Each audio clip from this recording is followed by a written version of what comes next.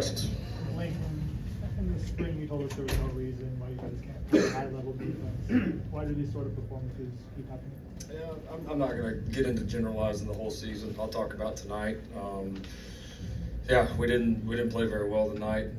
Biggest thing was the run game, way too many big plays, and then some of our worst ball was on some of the biggest plays of the game. You know, the third and extra long where we got a chance to sack them, and you know, and gets out and make a kind of a crazy play there in the end zone. A couple other key third down plays where we had chances to get off the field that we didn't, and did not make enough plays, obviously, to get enough stops to win.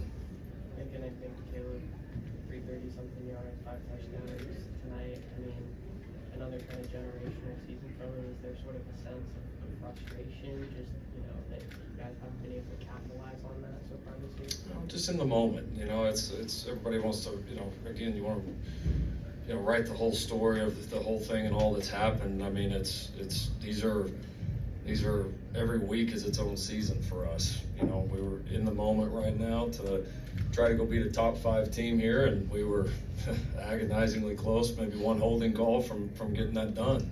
And so, you know, we're just fighting like crazy every week to play as good as we can, and not get too wrapped up in all the big picture stuff right now. There's too much left to play for, and so we're going to go prepared hard. Caleb's going to go prepare hard, all of us, and obviously try to get past this one and get on to another big opportunity next week.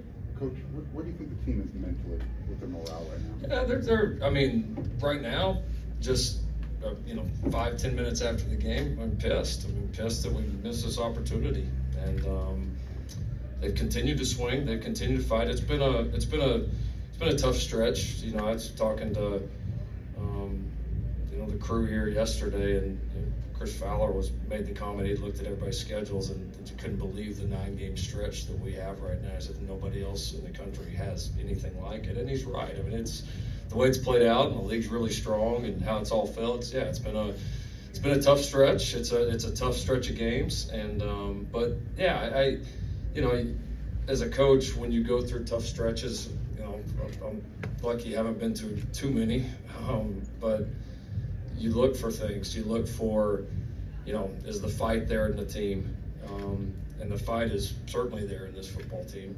We've seen that over the last few weeks. I mean, we've had, you know, coming in this game, we'd had 4 games in a row. We'd been down double-digit points at some point, and we came back and gave ourselves a chance to win every one of them, and got 2 of them, and agonizingly close to a third. And so the fight and all that is, again, it's what's given us a chance. I think our guys are frustrated that we've been so close, and you know, we haven't played good enough to be able to separate, and we've had some obviously errors in the last few weeks that have cost us. We've had a couple of bad breaks that felt like we got more of the good ones last year, and it felt like a few more of the bad ones, or a few more of them have just went against us, and that's the nature of it when they're close, man. It comes down to just so many little things, and so yeah, agonizingly close. Certainly not defeated.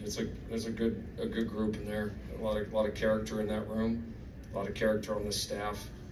A lot of people that love being at USC and love fighting for this team and this program and our fans, and we're going to continue to do so. Can you talk about they haven't had huge rushing games? How do you process what they do on the ground tonight? Yeah, I mean, I got to watch it, but obviously it wasn't good enough. I mean, not by any stretch of the imagination. A couple of big plays in the run game, certainly at opportune times. You know, some of the, obviously not giving up that amount of yards, but you know, you have a little bit, like I think, you know, teams do with either really good offenses or really good defenses, of, you know, how are you going to play? And we played to try to limit some of the downfield stuff for them in the throw game, which we did a pretty decent job of. But you know, we knew we had to be able to hold up in the run game to be able to do it, and we certainly just did not play nearly well enough. Lincoln, you talked about limiting explosive plays.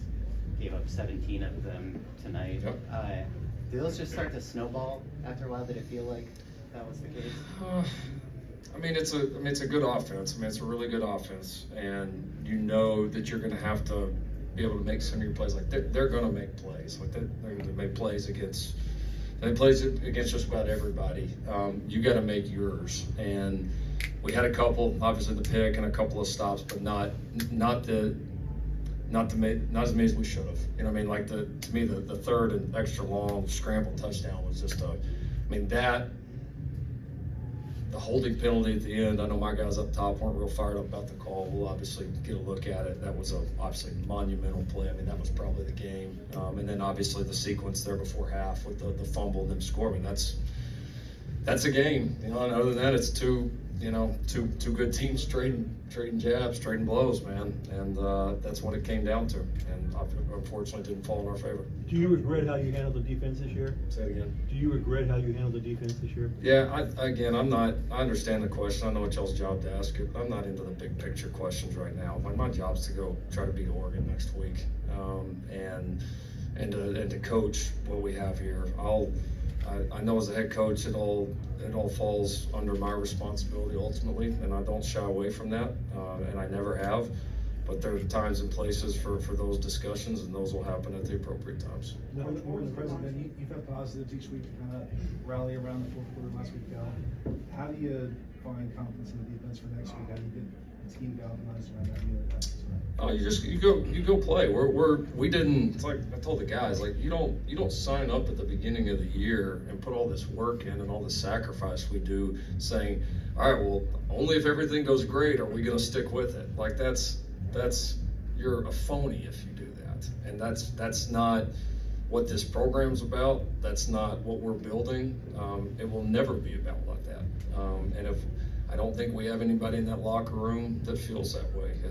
We battle our ass off, and again, we're probably kind of like sitting in here after Utah. We're probably one of about 20 different plays going different from we're in here celebrating saying we had a win over a top 5 team, and it's one deal. And so we got to go fight to make those here in the next few weeks. We get to play 2 great opponents that are also, like us, near the top of the standings here, and we still have a great opportunity. If we can go win these 2 games, we still have a great opportunity, and that's what our focus is going to be. Coach, I'm not that smart. Coach, I'm not that smart. You guys were down 10 points with less than 2 minutes left. What did you see that you liked that compelled you to run the ball? What's that? What did you see in the fourth quarter when you guys in the last possession? What did you all see? What did you see that compelled you to run the ball? I hadn't seen the stats. Probably the fact we were averaging close to 10 yards a carry. That would be it. At this point in the season, what changes do you make defensively to try to make some progress? Oh, I think you evaluate everything that you're doing. You evaluate the positions you're putting the guys in. You evaluate the calls, and it goes back to is the problem the call? Is it the player? Is it the execution of the call? Like what is it? And you just keep grinding to fix it, because every week's new. Every week's new matchups. It's a new game. Like I said, it's like every week is its own season. And so you're going to go put together the best plan you can with the guys that we have, and you're going to go battle like hell and try to go get a tough road win next week. Does that have a debilitating effect on players, though, to have this happen week after week after week? You just play the game. You just play the game. I would say I don't believe so. I think the reality is this team has all shared plenty in it tonight, in the wins and in the losses. I mean, it's a team game, and the game flows based on how well that you can play together. And so, no. Let's do one more. You didn't have Marshawn Lloyd tonight. What was it that helped him out, and what do you think of the run game without him? Yeah, he got it was an injury from the Cal game. I kind of found out about midweek that he wasn't going to be available, and I thought the guys stepped in and played well. I thought the whole line did some really good things against a very talented front. Obviously, Austin I hadn't seen all the stats. Austin had a productive game. Darwin came in there. Raleigh came in there. Guys did a nice job filling in for Marshawn. Thank you, Coach Riley. All right, thanks everybody. And then we'll be back with some players.